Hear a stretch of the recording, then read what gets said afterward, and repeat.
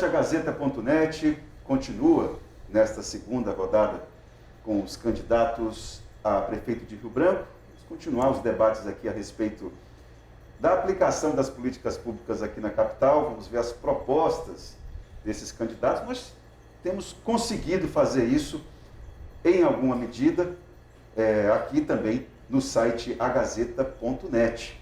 E hoje o entrevistado é o candidato pelo Partido dos Trabalhadores, Daniel Zen, que também é deputado estadual, é professor universitário, é um monte de coisa. Zen, um prazer recebê-lo aqui no site agazeta.net. Prazer é todo meu, então. Eu te agradeço aí pela oportunidade da gente colocar um pouquinho das nossas ideias, né, para a população conhecer.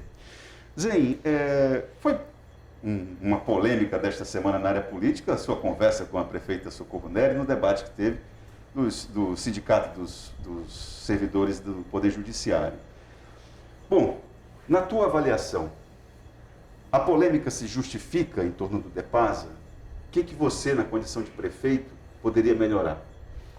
Olha, Itan, eu acho que o DEPASA, como eu já venho salientando por diversas vezes lá na Assembleia Legislativa, o DEPASA está passando por um processo de sucateamento, que no meu ver, no meu entender, é proposital.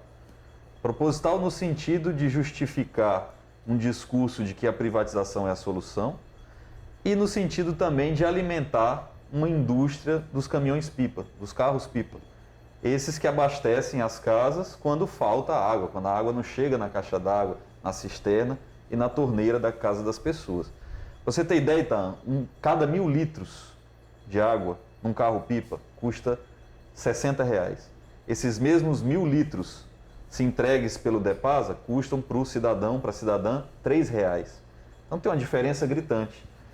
Se um operador de registro do DEPASA vai até o registro, acho que você sabe como é que funciona, né? Tem determinadas regiões, determinadas avenidas, tem uns buracos na rua, ele coloca ali uma chave de ferro e gira, né, para liberar o fluxo de água no bairro conforme os agendamentos, né, do DEPASA. Se ele, por algum motivo, não gira por completo esse registro, você vai ter uma pressão na água muito menor, fazendo com que ela chegue, ou não chegue, ou chegue muito fraca nas casas.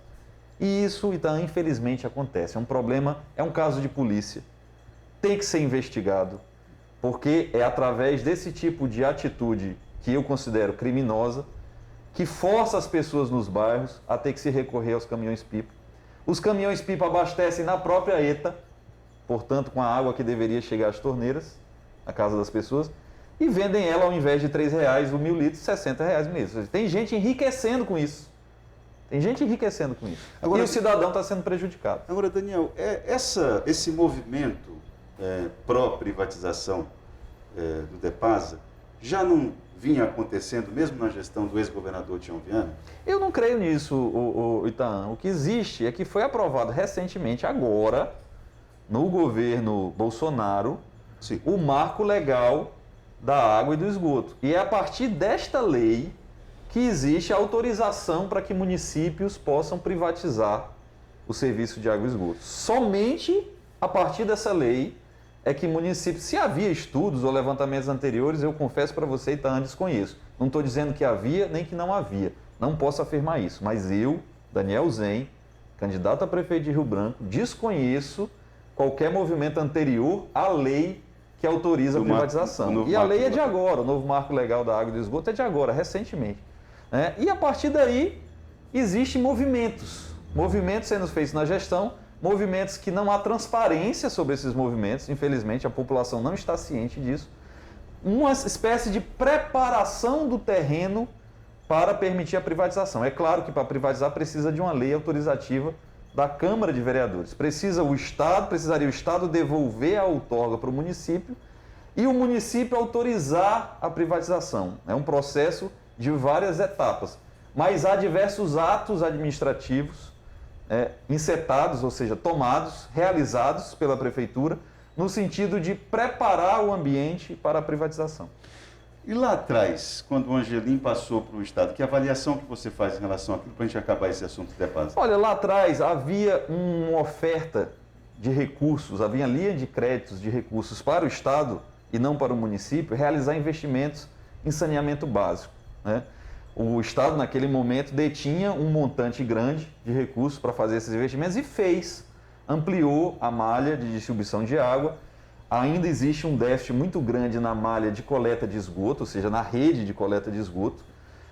E esses investimentos eles têm que ser contínuos, porque a cidade cresce, né, a cada ano, novos bairros surgem, novas ruas. Então é um investimento que ele não pode parar. Cada ano, todo prefeito ou prefeita, independente de quem seja, independente do partido, tem que dar sequência, tem que dar continuidade ao investimento em saneamento, né? Houve sim um investimento daquela parte por parte do Estado, só que agora, desde o início da gestão do governador Gladys Cameli, houve uma piora significativa do serviço. E essa piora se explica, por exemplo, quando os 3 últimos diretores do DEPASA estão indiciados por crime de formação de quadrilha, corrupção ativa e passiva e peculato. Ou seja, o que eu estou falando não são ilações, o que eu estou falando não são suposições, são fatos, né? As minhas afirmações estão lastreadas em fatos e estão lastreadas, inclusive, na informação de que os dirigentes da autarquia, do DEPASA, órgão responsável pelo serviço de água e esgoto em Rio Branco, de responsabilidade do governo Gladys Cameli, estão indiciados, estão sendo investigados por corrupção. O Daniel, da última vez que nós estivemos aqui, na primeira rodada com os candidatos, até agora, que Rio Branco que você viu aí? Não esqueça que é uma Rio Branco que passou pela mão do professor Angelim, Marcos Alexandre e agora de Socorro Neves. Olha, é uma Rio Branco que precisa de muitos investimentos em diversas áreas. Mas isso não se sucateou nesses últimos 1 ano e 10 meses, né? Não, eu acho que são investimentos necessários, que fazem parte de um processo histórico, né? Você tem uma série de avanços nos governos, nas gestões da Prefeitura, da Frente Popular, e tem áreas onde a Prefeitura não chegou. E é preciso chegar. Quais áreas você destacaria? Olha, eu acho que determinados bairros, determinadas regionais, áreas de periferia, bairros novos, invasões, né? Ou seja, a cidade, como eu disse, vai crescendo. E a Prefeitura precisa chegar junto, né? Precisa acompanhar essa evolução da cidade, precisa se antecipar em algum momento a esse crescimento, permitir o investimento presente e futuro. A indústria da invasão voltou?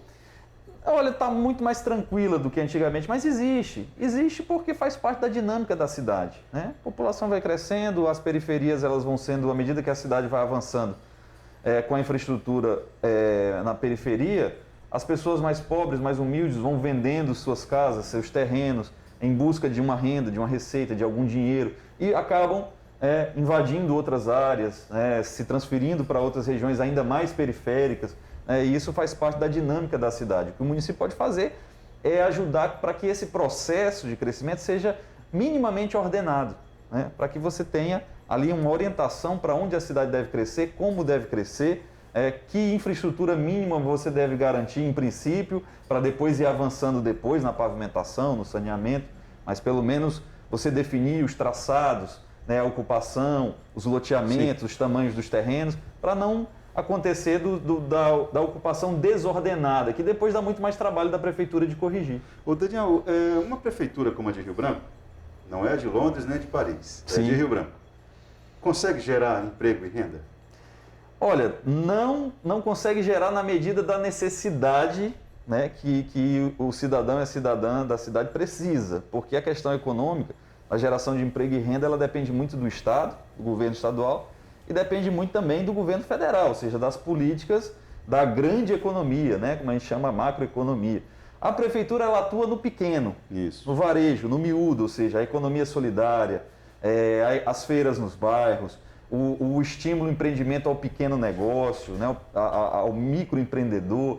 E é possível gerar empregos como no nosso programa Primeiro Emprego, que a gente está propondo oferecer incentivos e benefícios fiscais para as empresas que aderirem ao programa e se comprometerem a empregar um determinado percentual do seu quadro de funcionários na modalidade jovem aprendiz. Você, como prefeito, pretende cobrar menos impostos da empresa que empregar mais jovens. Exatamente. Isso, né? Em síntese, essa é a ideia. Tá certo. Daniel, muito obrigado pela tua participação aqui. Daqui a pouco a gente vai conversar mais ali na TV Gazeta. Obrigado, Tânia. Obrigado para todo mundo aí que vai acompanhar. Itan Arruda, para Gazeta.net.